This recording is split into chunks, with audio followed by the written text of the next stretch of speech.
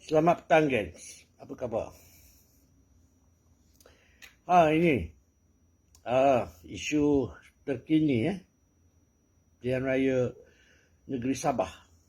Hari ini saya terbaca satu posting yang menyatakan Bersatu Sabah PPBM Sabah hendak bertanding 45 kawasan DUN di Pilihan Raya Negeri Sabah 2020. Nampaknya PPBM begitu confident nak tanding di 45 kawasan daripada 73 kawasan yang ada. Wah, hebat Bersatu. PRU 14 kita tahu BN UMNO menang di Sabah. Dan oleh kerana ada 6 adun, APCO dan lain-lain melompat ke warisan, dan warisan Syafiq Abdal dapat jadi kerajaan. Selepas beberapa bulan, barulah PPBM ditubuhkan di Sabah. Ramai adun-adun BN melompat ke PPBM. Dan kita tahu kebanyakannya melompat sebab takut. Anak Tan Sri Musa Aman pun salah seorangnya yang melompat ke PPBM. Bekas Menteri Sabah Datuk Haji menjadi Ketua Penceras PPBM di Sabah. Itu semua fakta-fakta berkenaan dengan kewujudan PPBM di Sabah. Dan akibat kewujudan PPBM di Sabah, Datuk Seri Syafiq Abdal berasa tidak senang hati dengan PPBM, dengan Mahathir, dengan Muhyiddin pada ketika itu. Kerana kita tahu strategi politik UMNO ketika itu adalah mengikut rentak Mahathir dan membiarkan adun-adun UMNO dan MP UMNO melompat ke PPBM. Kita biarkan PPBM memberi tekanan kepada warisan, memberi tekanan politik kepada warisan kerana mereka daripada satu kamp. PPBM dan warisan dalam PH ketika itu. Dan kita biarkan mereka bergaduh sama sendiri. Kemudian berlaku satu PRK, Pilihan Raya Kecil di Sabah, PRK Kimanis. Kerana penghakiman mahkamah berkaitan kes Datuk Seri Anifah Ahmad. Dan kita tahu selepas PRU 14,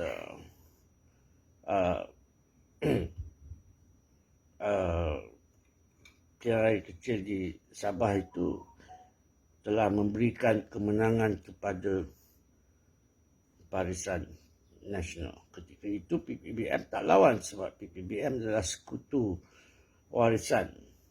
Dan warisan yang bertanding melawan dengan calon BN di Kimanis.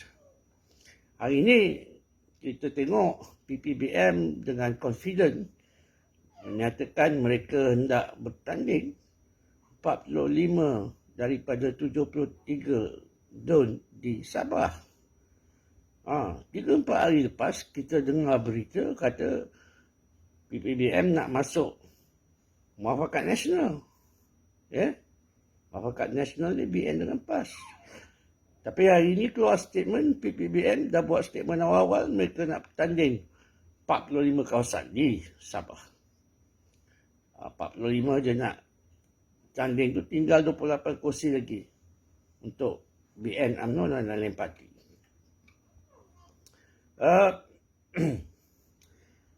Kita tak tahulah sejauh mana kekuatan jentera PPBM di Sabah ni dan kita tengok agak gelojoh PPBM. Dan kita harus tahu UMNO Sabah ni tak macam UMNO di Malaya. UMNO Sabah ni dia ada autonomi. UMNO Malaysia telah memberikan kuasa autonomi kepada UMNO Sabah. UMNO Sabah boleh menentu dengan sendirinya bagaimana cara mereka nak atur cara di Sabah. Berkenaan calon ke, pilihan raya ke, apa-apa saja berkaitan politik di Sabah. UMNO Sabah mempunyai autonomi. UMNO Sabah boleh buat keputusan. So, dalam hal ini, apakah UMNO Sabah hendak dengan mudah membiarkan PPBM yang menjadi sekutu BN di dalam Perikatan Nasional bertanding di 45 daripada 73 kawasan? Itu kita tak tahulah. Kita kena tengok apa keputusan Bro Mokhtar, pengerusi UMNO Sabah. Dan baru-baru ini terjadinya pembubaran Dewan Undangan Negeri Sabah adalah kerana Syafiq Apdal merasakan beliau telah kehilangan majoriti dan beliau telah mohon pembubaran DUN oleh kepada TYT, dan TYT telah memperkenankan dan membubarkan DUN Sabah. Kita tahu ketika itu yang dikatakan mempunyai majoriti adalah Tan Sri Musa Aman. Dia tidak sebut pun BN ada majoriti di Sabah. Dia tidak sebut pun Perikatan Nasional ada majoriti di Sabah. Yang disebut adalah Tan Sri Musa Aman yang mempunyai majoriti untuk menubuhkan kerajaan. Dan kita tahu ada 11 ke 12 adun-adun daripada PKRDAP lain-lain parti melompat untuk menyokong Tan Sri Musa Aman kerana dengan alasan kepentingan rakyat. Kerajaan pusat dikuasai oleh Perikatan Nasional, maka mereka harus menyokong kelompok yang bersekutu dengan kerajaan pusat, iaitu kelompok Tan Sri Musa Aman. Dan di Sabah juga baru-baru ini tertubuhnya sebuah parti baru, Parti Cinta Sabah ataupun Parti Kesedaran Rakyat Sabah yang akan ditukar nama, yang diketuai oleh abang Tan Sri Musa Aman, iaitu Datuk Seri Hanif Rahman, seorang tokoh yang hebat, barrister at law, menteri luar yang terbaik yang Malaysia pernah ada. Dan beliau seorang yang hebat. Jadi kita hendak tengok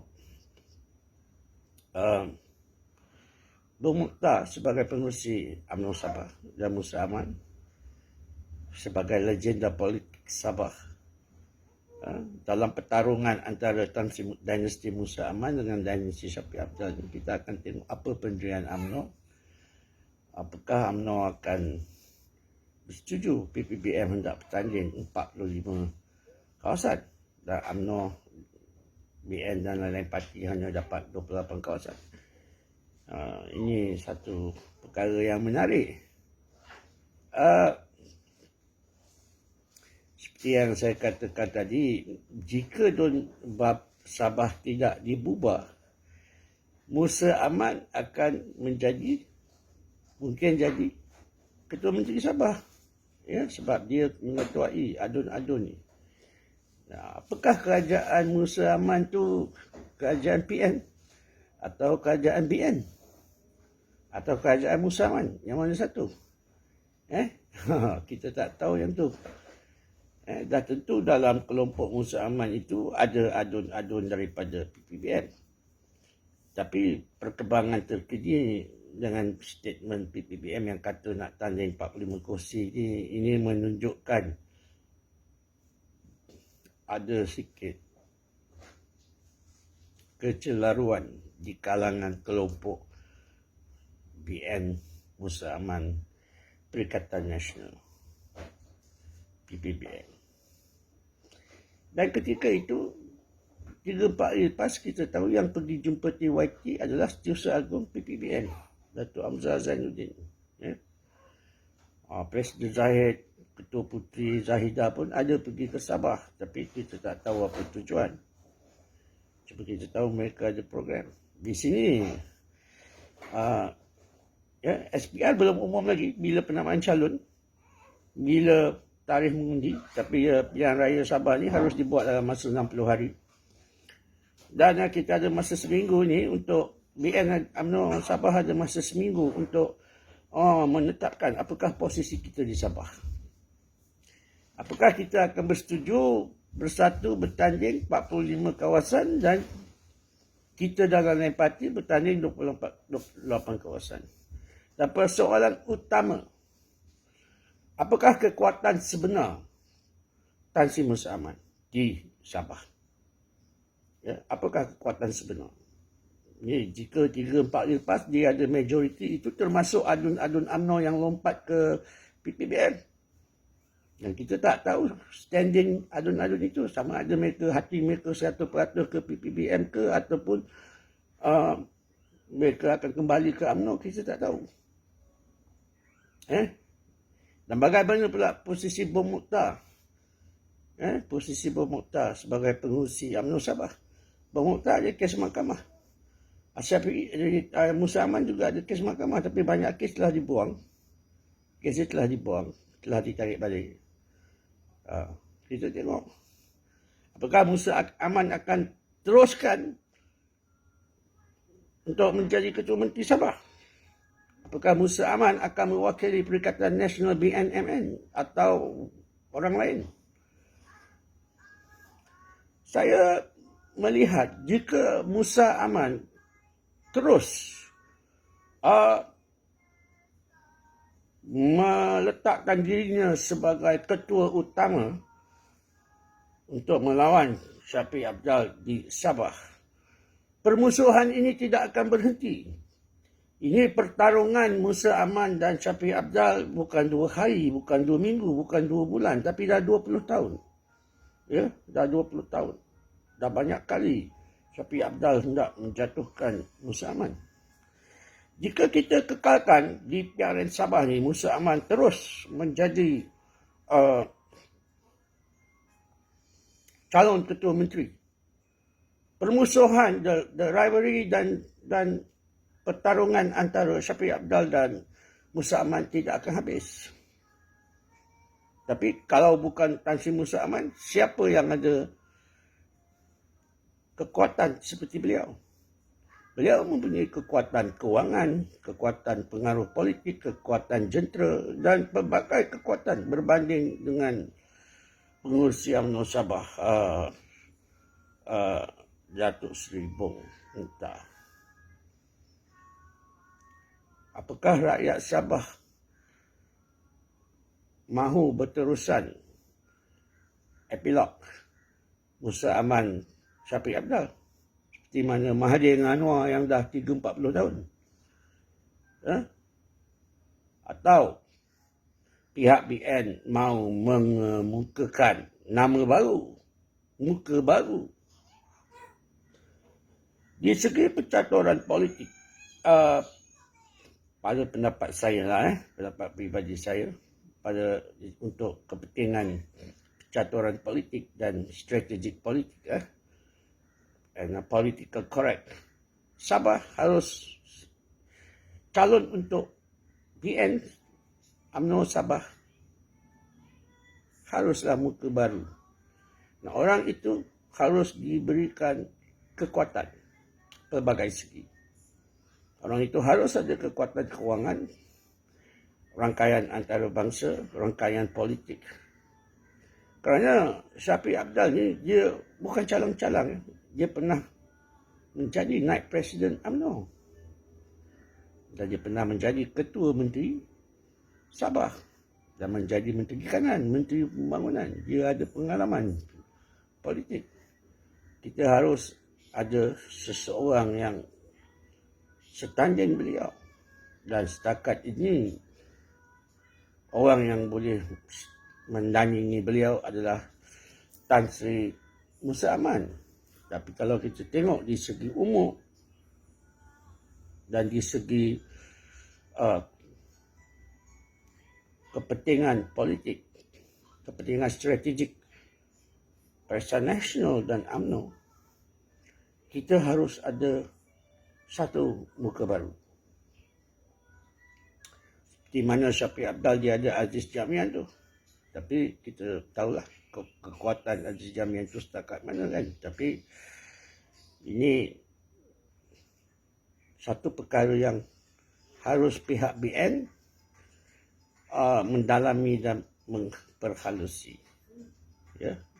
Ramai orang tidak perasan di waktu 3 hari 4 hari lepas yang Tan Sri Musa Aman ada majoriti untuk menubuhkan kerajaan. Ramai orang tidak perasan sama ada yang ada majoriti itu adakah BN, UMNO, PN, PPBM atau Musa Aman. Dan kalau kita tengok di atas kertas sudah tentu ianya kekuatan Musa Aman. Kekuatan Musa Aman sebab beliau beliau mengetua lagi alun-alun yang menyokong beliau untuk menubuhkan kerajaan. Sudah tentu beliau yang akan jadi ketua menteri. Dan kita tahu pilihan raya negeri Sabah ini adalah pertarungan antara Shafie Apdal dan Musa Aman. Kita harus membuat satu pertimbangan yang sangat-sangat terbaik. Kerana jika dibiarkan Musa Aman terus mengetuai Sabah bagi pihak BN, maka pertarungan antara beliau dengan Shafie Apdal akan berterusan. Shafie Apdal usaha 10 tahun, 15 tahun untuk jatuhkan Musa Aman. Dengan apa cara sekalipun walaupun dengan cara kotor pada PRU 14 2018. Dan dia tak teragak-agak. Tak mengguna apa cara sekalipun. Dan tengok usia Tan Sri Musa Aman, kita perlu di pihak kita, pihak BN, pihak MN, pihak PN, perlu ada satu calon yang setanding kekuatannya dengan